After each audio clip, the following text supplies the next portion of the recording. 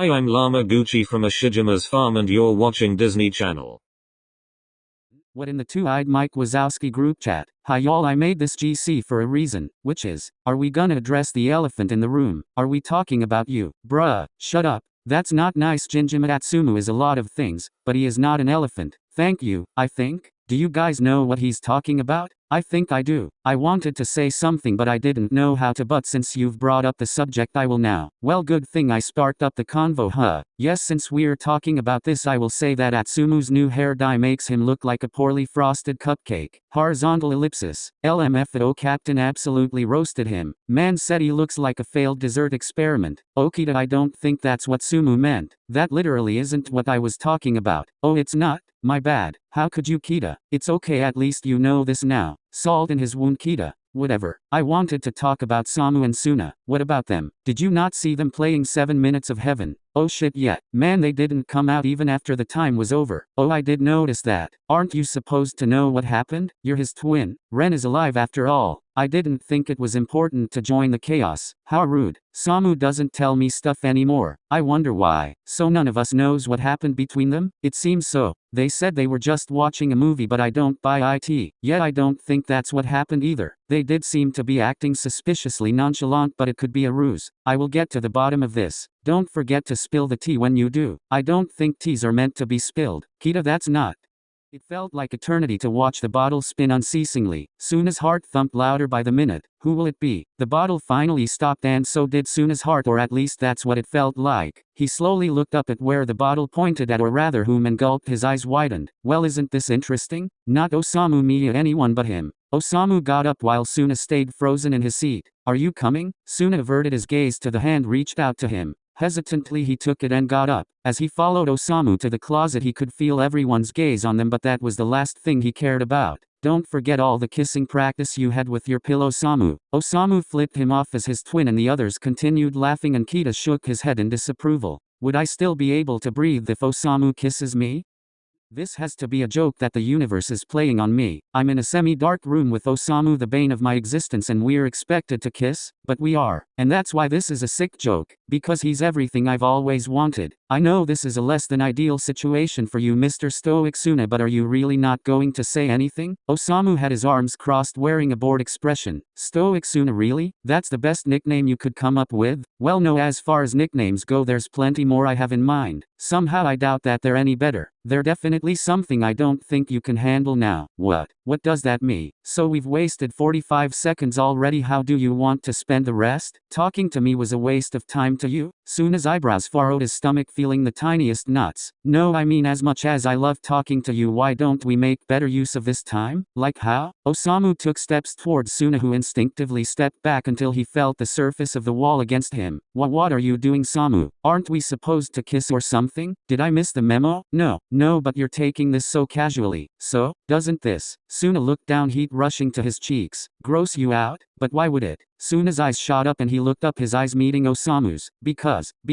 he didn't know what to say. Because you're a guy? Suna nodded nervously. Are you into men, Suna? That's. Osamu's eyes showed no malice behind them. Yes, I am. Well, I also happen to be into them. Oh, huh? Yeah. Specifically this one who has the most gorgeous pair of eyes I'd ever seen. Do you mean me? What is he saying? How is any of this real? Osamu placed a hand under Suna's chin and averted his gaze from his eyes down to his lips. Suna's breath hitched at the sudden proximity and he placed his hand on Osamu's arm. Of course I mean you. You have the kind of eyes that would make anyone's head turn. Heat slowly crept Suna's body as he blushed, his eyes traveling to Osamu's lips as well. I only want one head to turn. Yeah? Who's that? Osamu's eyes never left the other's lips as a grin found its way onto his face. How about we stop wasting time and I'll let you figure that out on your own? Gladly. Osamu's head dipped down as he pressed his lips against Suna's, not wanting to waste another second. His hand held Suna's cheek, grazing it softly with his fingers while the other hand held his waist. Suna's grip on Osamu's arm tightened. Butterflies that Suna had forced to conceal finally felt like they were coming alive, ready to consume him all over again. If his heart wasn't already racing in supersonic speed, it definitely was now. But this time it didn't hurt, because so did Osamu's. Fuck, I wanted this so bad you have no idea. Minutes passed but the kiss only seemed to have deepened. Osamu's grip on Suna's waist tightened and Suna's fingers entangled in the other's hair, lost completely. 7 minutes have passed. Someone called out from outside but they were not fazed. It was a sickening feeling to become so obsessed so fast. Catastrophic but inevitable. A couple more minutes passed and after so many breaks in between they'd finally reached to a stop.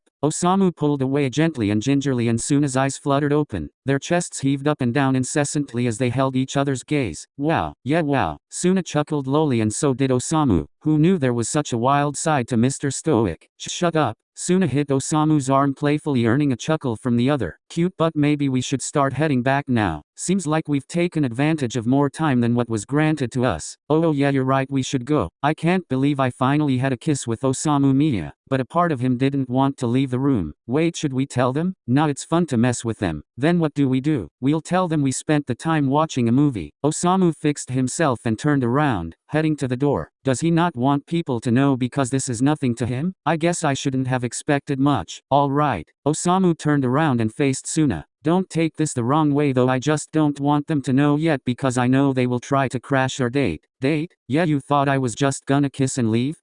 No way. Are you kidding? Suna, what kind of man do you take me for? Relief washed over Suna, the kind who'd accidentally lock himself out of his own house. That was one time and it was because of stupid Sumu. Suna laughed, throwing his head back. Yeah, whatever. I'll show you what kind of man I am soon. We'll see. I can't wait. Maybe dreams do come true if you bribe the universe with chocolate chip cookies. The following weekend, when they kissed, Suna couldn't fathom the thought of being alone with Osamu anymore, for he couldn't be sure of what would transpire during moments of unadulterated silence between them. And when Osamu suggested going on a date and that he would make the plans this time, Suna wasn't sure where on earth Osamu would take him. Come over, huh? Suna gulped and rang the doorbell. He certainly didn't think he'd be at Osamu's dorm room so soon. I feel nervous. The door opened and Suna took a step back. Well, look who we have here. Mr. Stoic Suna. Who's? Osamu glanced him up and down, a grin dangling on his face. Looking unsurprisingly very cute today. Suna felt a blush creep its way onto his cheeks. He had to fight it and keep a straight face. Starting off cheesy already, are we? Maybe, but the way you're blushing tells me that it's working. But it's impossible to not blush when it's because of you. That's just my face feeling cold because someone hasn't let me in yet. Suna rolled his eyes. God, this is hard. Oops, my bad, come in. Suna took off his shoes and followed Osamu into the living room, drinking in his surroundings. There wasn't much to say about Osamu's room.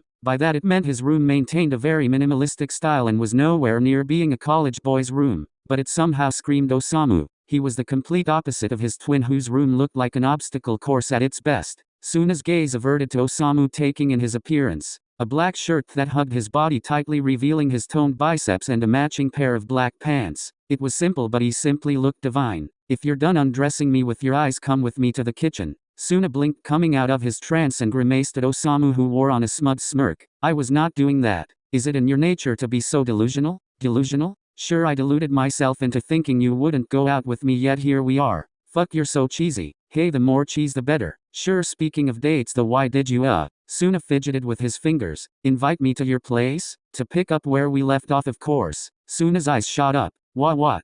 I'm kidding, relax. Osamu laughed. Come with me, I'll show you. Suna nodded and followed behind him. Osamu stopped in his steps and turned around. Though I'm looking forward to finishing what we started later. Osamu winked playfully. In your dreams. You're a lot nicer in my dreams. Osamu grumbled, and Suna smacked the back of his head and continued following him to his kitchen. When they reached the kitchen, Suna's eyes caught sight of 2 baskets that sat on top of the counter covered with a cloth. Suna averted his gaze back to Osamu. So, wanna explain what's happening? Well, at first I wanted to cook dinner for us. Butterflies fluttered in Suna's stomach for the nth time that day. Very cute, sorta unlike you though. How so? I don't know, you don't peg me as the romantic type. You'd rather have a cooking contest, honestly. Suna chuckled and looked up at Osamu, who had a huge smile on his face. What are you smiling for? Amazing, you really know me well. Yeah, well. Suna shrugged with a cheeky smile. So is that what we're doing? A cooking challenge? Yep, I thought it could be fun. Do you like it? I love it. I'd rather do something that screams you than this be awkward. Osamu smiled.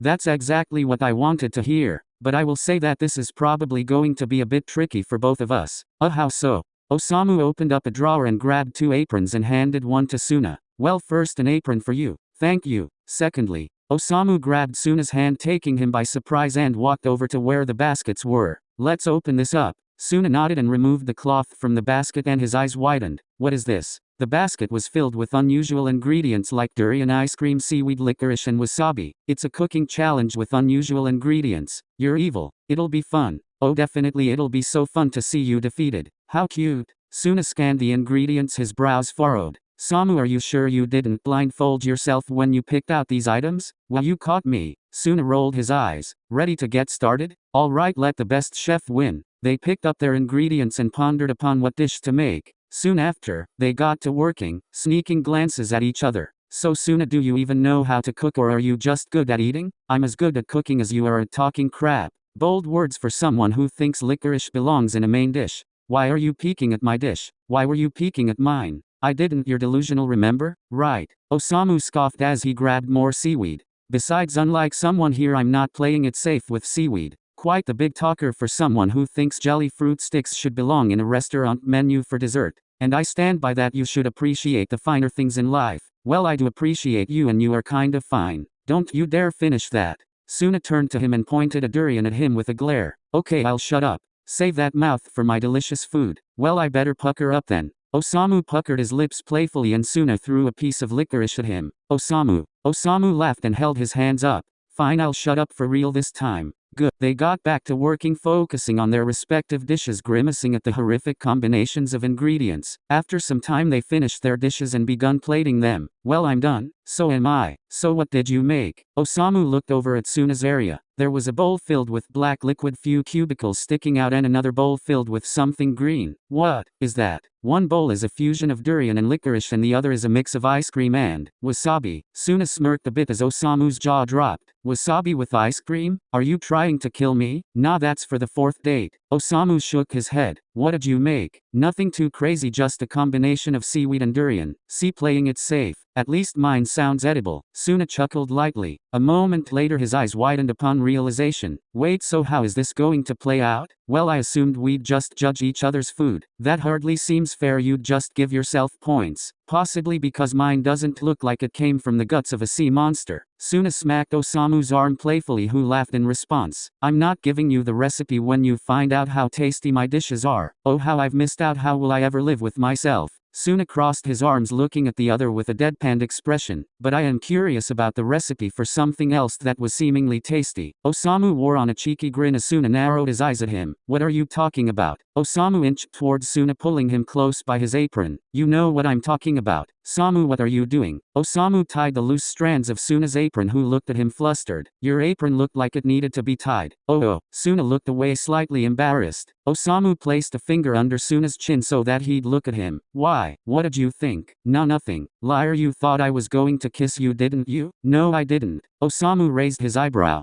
Fine, maybe a little. Do you want me to? Suna felt the heat of his cheeks magnify. I wouldn't mind. Osamu leaned in closer, inches away from Suna's lips, and closed his eyes. Before he could do anything else, the doorbell rang. Osamu pulled away, grumbling under his breath. Maybe you should get that. Yes, sorry about that. Stay here. When Osamu opened the door, he stood in disbelief. Brother, I have come for you. Lord, what did I do to deserve this? I have come to give you my sweet company, and so did Omi. Osamu averted his gaze to Sakusa, who had an irritated look on his face. I'm sorry he dragged me out here. Nah, it's okay. I'm sorry you have to deal with him. How mean. Now is not the right time, Sumu. How come? Is someone in there? Atsumu tilted his head out to the side to take a glance. No, I'm just busy. See, he said he's busy. Let's go. No, I won't leave until you tell me what you're busy with. But also, how rude of you to make us stand outside in the cold like this. Atsumu barged inside Osamu's room, Sakusa following behind hesitantly. Osamu turned to him with irritation. Sumu, you can't just barge in.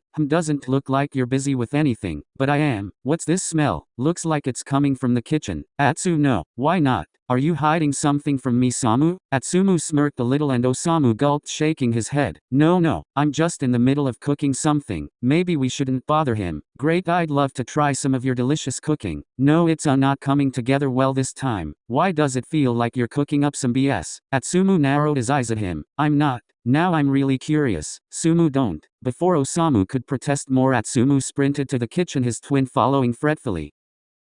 I'm busy cooking, my ass. Look who we have here. Atsumu smirked at Suna, who stood next to the oven with his eyes widened. Hi, Sumu. Hi Suna, fancy seeing you here. Atsumu turned to his brother. So this is what you were too busy with, huh? I can explain. Please do, I'm so curious now. Well, you see.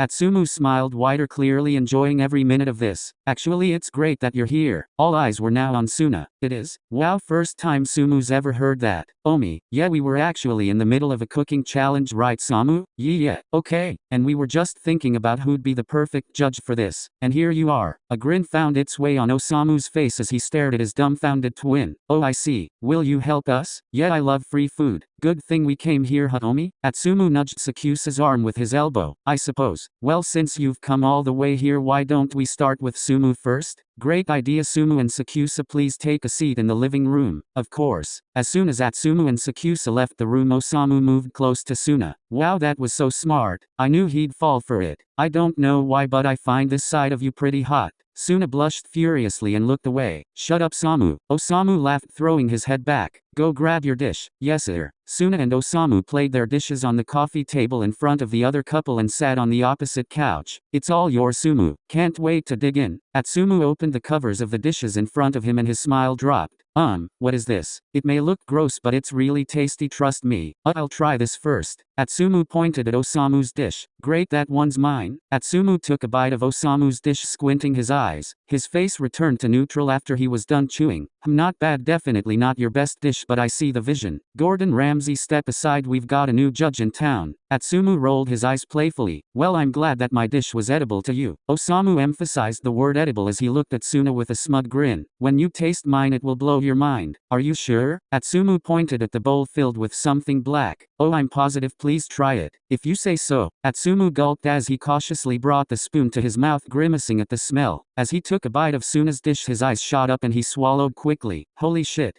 This is disgusting. Oh, I need water. Wait, you have ice cream next to you, that might be better. Oh, thanks. God, you're evil. Osamu whispered as Suna tried stifling a laughter. As Atsumu hurriedly took a bite of the so-called ice cream, his eyes widened in horror. He spat out the food and gasped. What the fuck is in that? My tongue is burning. Oops, was the wasabi too much? Wasabi? Yeah, wait, let me go bring you some milk. Suna handed a glass of milk to Atsumu, who was panting like a dog as the others laughed. Tibby, not funny. Atsumu was barely audible as he gulped down more of the milk. Get up, I'll take you home. Atsumu got up, weakened, his tongue still sticking out. Sakusa, don't you want to try our dishes as well? No thanks, I've seen how mind-blowing they are. Maybe next time. Sakusa nodded and threw an arm around his boyfriend as he escorted them out. The door swung open and a guy jumped to the side as they walked out. Who's that? Oh, this one I was expecting. Osamu got up and headed to the front door. Delivery for Osamu Miya? Yep, thank you. Osamu grabbed the bag and headed to Suna. Delivery? Yeah, I had a feeling the food may not be edible, so L got some food. Osamu scratched the back of his neck sheepishly. How thoughtful. Yeah, come on. Osamu grabbed Suna's hand. Where are we going? To the lawn downstairs. I wanted to have picnic with you. Under the stars? How romantic of you. I know, pulling at all stops for you. Osamu turned around and grabbed a duffel bag. Before he could take another step, Suna tugged at Osamu's shirt. Suna? Aren't you forgetting something?